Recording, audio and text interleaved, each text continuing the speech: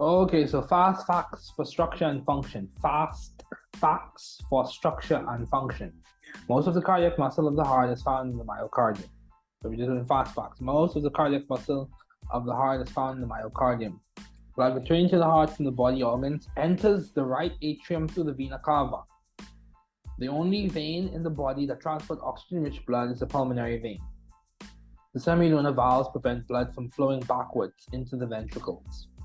The term vasoconstriction refers to decreasing the size of the lumen of the blood vessel. Which of the following represents the flow of blood from the heart to the body organs and back to the heart? Arteries to capillaries to veins. Which of the following represents the flow of blood from the heart to the body organs and back to the heart?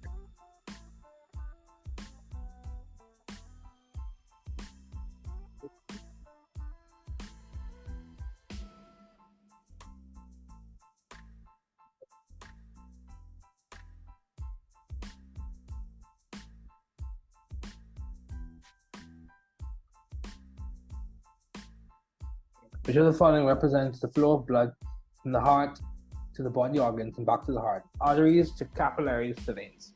Which of the following applies to the sinoatrial node? It generates autorhythmic impulses to contract the heart. The superior vena cava enters the right atrium of the heart. It's important to note that the superior and inferior vena cava return the oxygenated blood from the upper and lower body halves to the right atrium. The mitral valve, so mitral valve prolapse, is a condition which causes blood to backflow into the left atrium. The mitral valve or mitral valve prolapse is a condition which causes blood to backflow into the left atrium. The normal function of the mitral or bicuspid valve is to prevent backflow of blood into the left atrium from the left ventricle. The pulmonary semilunar valve prevents backflow of blood into the right ventricle. The pulmonary semilunar valve prevents backflow of blood into the right ventricle. The pulmonary semilunar valve prevents backflow of blood into the right ventricle. In order to promote a forward flow, the pulmonary semilunar valve blocks the backflow of blood into the right ventricle and allows it to progress through the pulmonary arteries. In order to promote a forward flow, the pulmonary semilunar valve blocks the backflow of blood into the right ventricle and allows it to progress through the pulmonary arteries.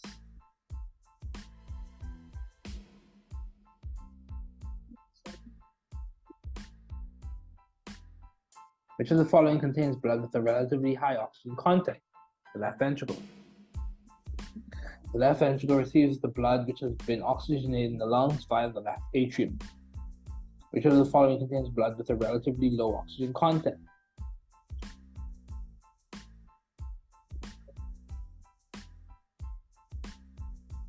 Which of the following contains blood with a relatively low oxygen content?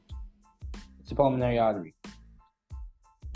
The pulmonary artery travels from the heart towards the lung to obtain oxygen. The four pulmonary veins return oxygenated blood to the heart. Which term indicates that tissue in the heart has died? Infarction. A myocardial infarction or heart attack occurs from lack of oxygen because of a restricted blood flow or ischemia. Which term refers to the severe chest pain evident during an attack of myocardial ischemia? Which term refers to the severe chest pain evident during an attack of myocardial ischemia? Angina. So angina is severe pain and is used to refer to angina pectoris or referred pain that occurs whenever the heart has insufficient oxygen.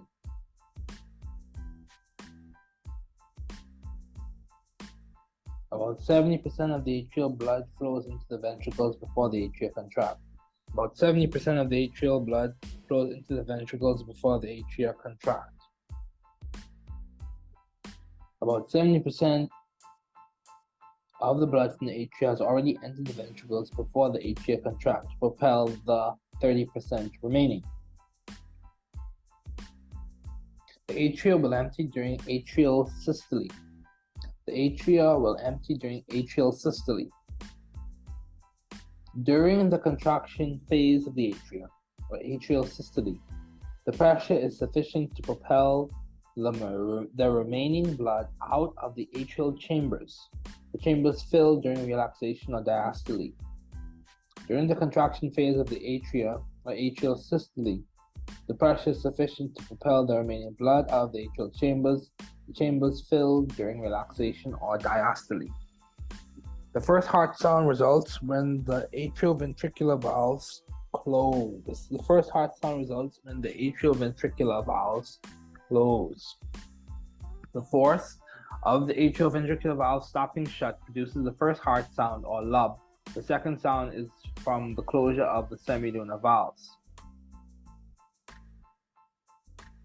Which chamber of the heart contains the pacemaker? Which chamber of the heart contains the pacemaker? The right atrium. The sinoatrial node or pacemaker is an area of specialized cells in the right atrial wall that initiate the cardiac cycle. The sinoatrial node or pacemaker is an area of specialized cells in the right atrial wall that initiate the cardiac cycle.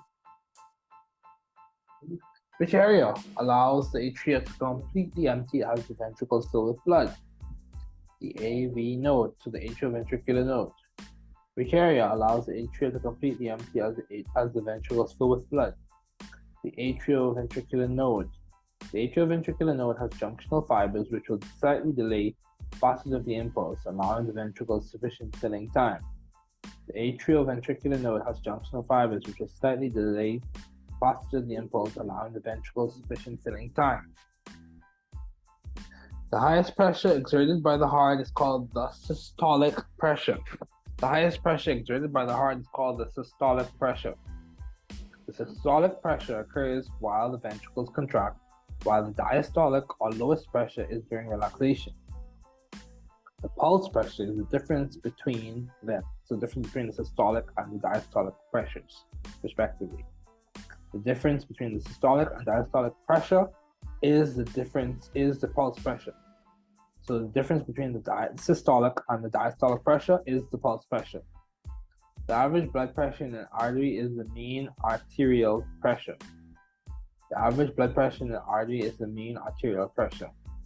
The mean arterial pressure is an estimate of the average pressure that occurs in the artery and is commonly assessed from brachial sphygmomanometer methods.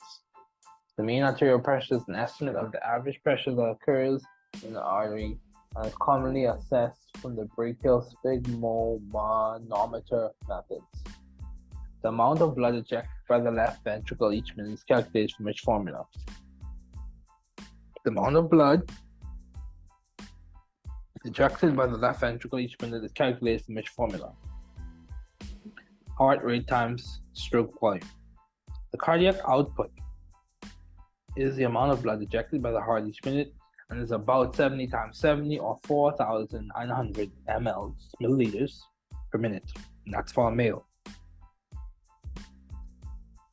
3 factors that contribute to arterial blood pressure are cardiac output, blood volume, and resistance. The resistance to the flow of blood, which is related to its viscosity, is a major determinant of pressure. Resistance to the flow of blood, which is related to its viscosity, is a major determinant of pressure. Humans have open blood circular systems. That is false. The blood circulatory system of the human is closed. Blood flows through the veins and capillaries and without coming in direct contact with tissues and body cavities. Which of the following membrane is responsible for the protection of the heart? It is the pericardium. Pericardium surrounds the heart and protects it. It is composed of tough, dense, inelastic, and irregular connective tissues.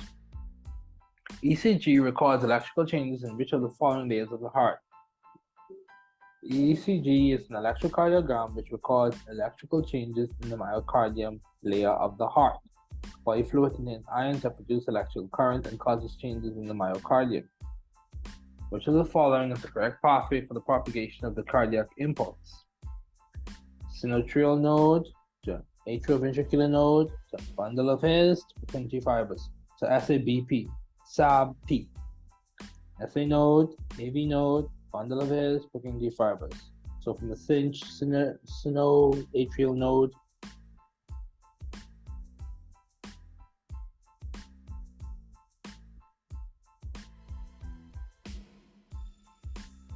So from the sinoatrial node to the atrioventricular node to the bundle of his to the Purkinje fibers.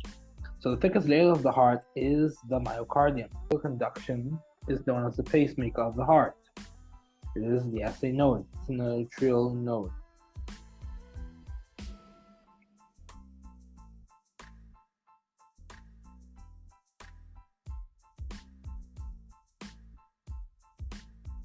What area of the heart is responsible for the delay of conduction between the atrium and ventricles? What area of the heart is responsible for the delay of conduction between the atrium and ventricles? The atrioventricular node. Bachmann's bundle is located in the left atrium. That is true.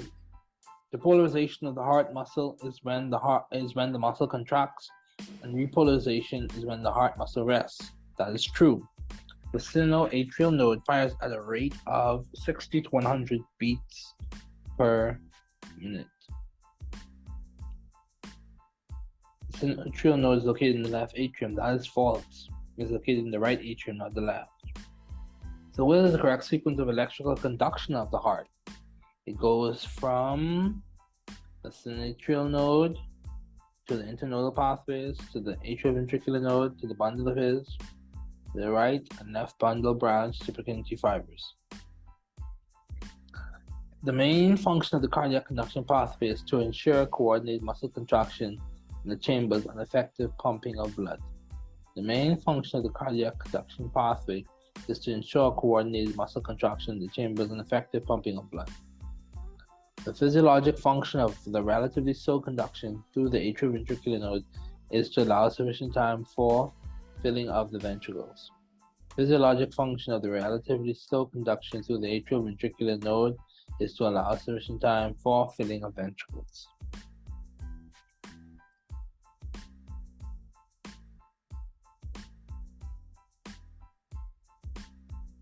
The sinoatrial node is the pacemaker of the heart because of natural leakiness to sodium cations. The sinoatrial node is the pacemaker of the heart because of natural leakiness to sodium ions. The initial phase of the action potential associated with the rapid opening of sodium channels is called depolarization. The initial phase of the action potential associated with the rapid opening of sodium channels is called depolarization. When calcium concentrations rises inside the contractile fiber, contraction of muscle occurs. The term that refers to the period when another contraction cannot occur in the muscle is refractory. All of the following are true about repolarization except, so memory potential returns to resting potential, which is negative 90 millivolts. Repolarization is associated with potassium outflow, so both those statements are true. The one that is not true is it occurs before the plateau phase of the action potential. The long refractory period characteristic of cardiac muscle contributes to all of the following except tetanus, sustained muscle contraction. The long refractory period characteristic of cardiac muscle contributes to all of the following except tetanus. So that's sustained muscle contraction. So long refractory period characteristic of cardiac muscle contributes to allowing cardiac muscle to relax before contracting again.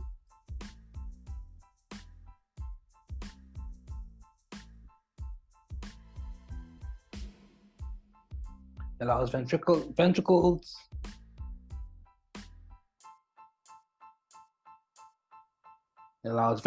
to fill with blood during relaxation. It promotes effective blood flow to the body. So the long refractory period characteristic of cardiac muscle contributes to allowing cardiac muscle to relax before contracting again. It contributes to allowing ventricles to fill with blood during relaxation, and it contributes to promoting effective blood flow to the body. The normal path of impulse conduction in the heart is the sinoatrial node, AV node, AV bundle branches, Purkinje fibers. So S, sinoatrial node, A, AV node, A, AV bundle, B, bundle branches, P, Purkinje fibers. So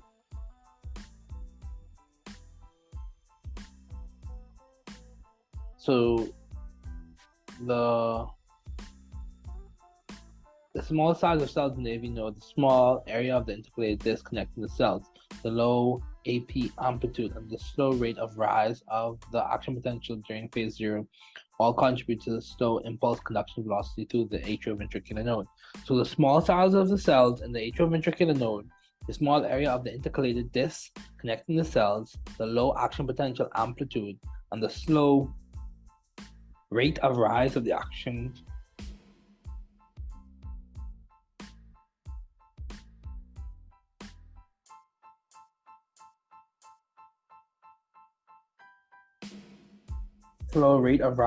potential during phase 0 all contribute to the slow impulse conduction velocity through the atrioventricular node.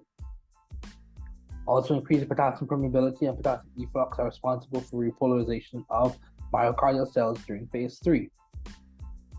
During phase 2, the plateau phase, the slow calcium channels have opened and calcium is entering the cell.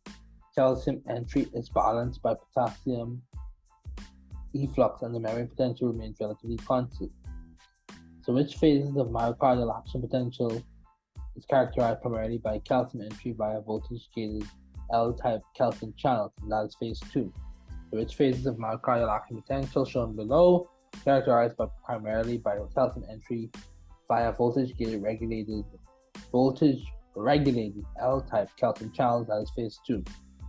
Which of the phases of the myocardial action potential shown below will be characterized by increased potassium permeability, potassium efflux through delayed rectifier potassium channels, that is phase 3. So its action potential conduction velocity is in the atrioventricular node. Which of the phases of the myocardial action potential shown below corresponds to rapid sodium entry to the voltage-gated fast sodium channels, that is phase 0. The rapid upstroke of phase 0 is due to rapid sodium movement down a strong electrochemical gradient following the opening of the fast sodium channels. Which of the phases of the myocardial action potential shown below is associated with the transient outward potassium current? The transient outward movement of potassium coupled with the closure of the fast sodium channels is responsible for the rapid but short-lived repolarization represented by phase 1. Sympathetic stimulation of ventricle myocardium by norepinephrine acting on beta-1 adrenergic receptors would cause an increase in which of the following? Sympathetic stimulation of ventricular myocardium by norepinephrine acting on beta-1 adrenergic receptors would cause an increase in which of the following? So they cause an increase in phosphodiesterase activity, intercellular cyclic AMP, so cyclic adenosine monophosphate concentration, sacroiliacal calcium conduction through L-type calcium channels, and sacroiliacal potassium production through ATP that linked potassium channels. So beta-1 stimulation of the myocardium will cause increased adenocyclase activity, increased cyclic AMP concentration, increased protein kinase A activity, increased membrane calcium conductance, and increased calcium reuptake, all resulting in a stronger but shorter ventricular contraction. So, what causes self-excitation? Spontaneous generation of action potentials of the synovial node. It is a slow sodium cation influx through non-inactivating sodium channels.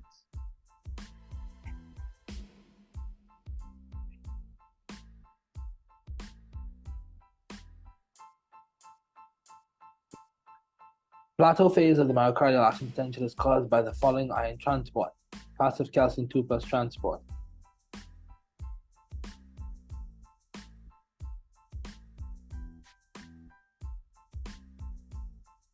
Plateau phase of myocardial action potential is caused by the following ion transport: passive calcium 2 plus ion transport. The autonomic excitation of the heart is contributed to a special type of ion channels found in the membranes of pacemaker cells. The autonomic excitation of the heart is contributed to special types of ion channels found in the membranes of pacemaker cells. So which of the following ions are responsible for the final repolarization phase of myocardial cells? It is potassium cation efflux. The approximate value of the resting potential of the cardiac muscle cells is negative 90 millivolts. The action potential of the antiarrhythmic pharmaceutical verapamil is related to the blockage of calcium 2 plus influx. The action of the antiarrhythmic pharmaceutical verapamil is related to the blockage of calcium 2 plus influx.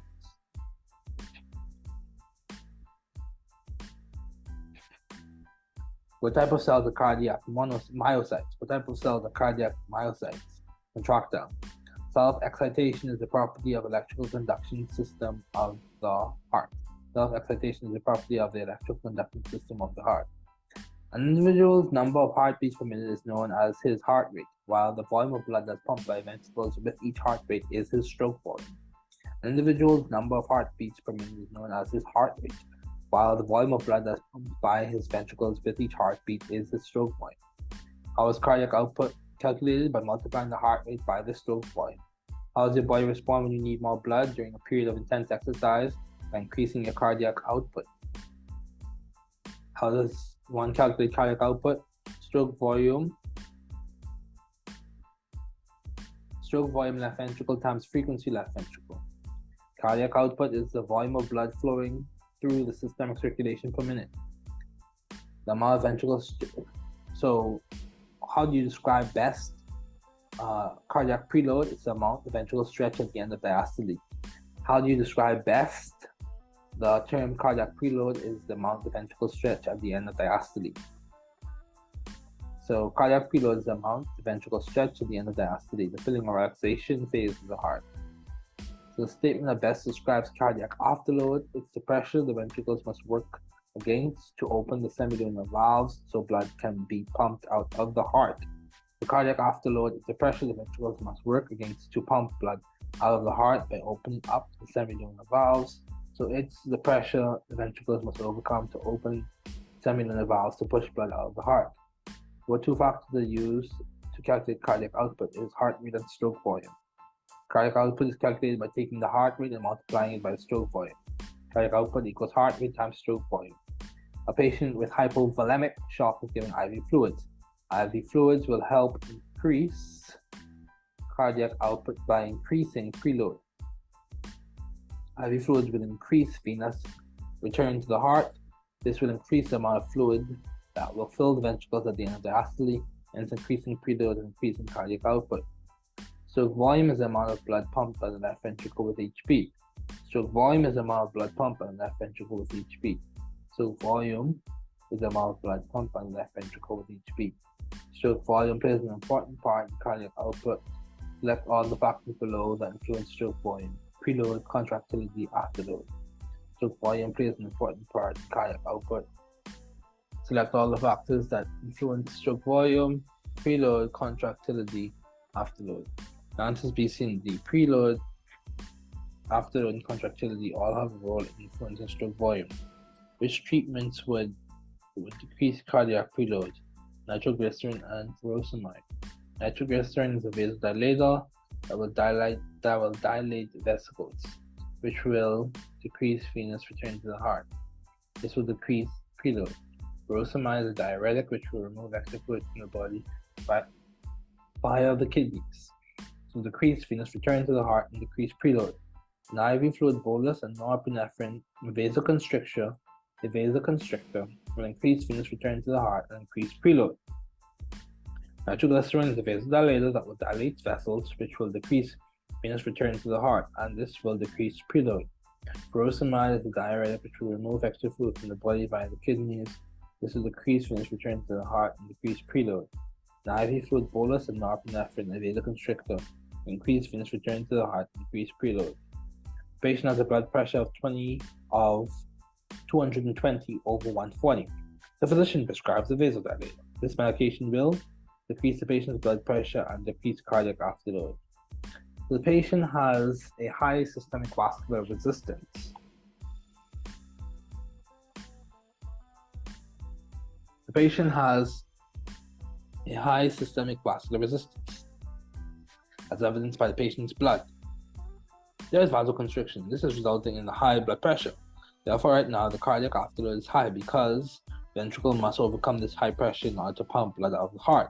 If a vasodilator is given, it will decrease the blood pressure, hence the systemic vascular resistance, and this will decrease the cardiac afterload. The amount of the pressure the ventricle must pump against will decrease. Cardiac afterload decrease because the blood pressure will go down, hence the systemic vascular resistance. One more time.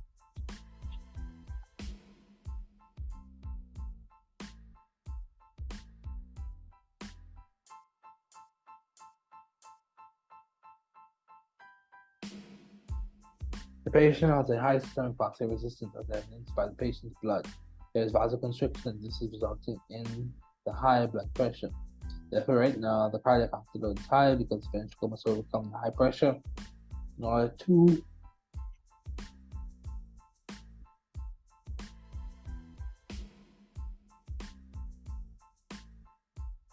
order to so patient has high systemic vascular resistance, and this is the patient has high systemic vascular resistance. This is a patient with a blood pressure of 220 over 140.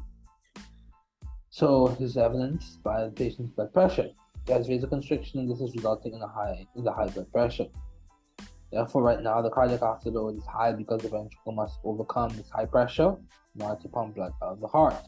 If a vasodilator is given, it will decrease the blood pressure, hence the systemic vascular resistance. And this will decrease the cardiac afterload.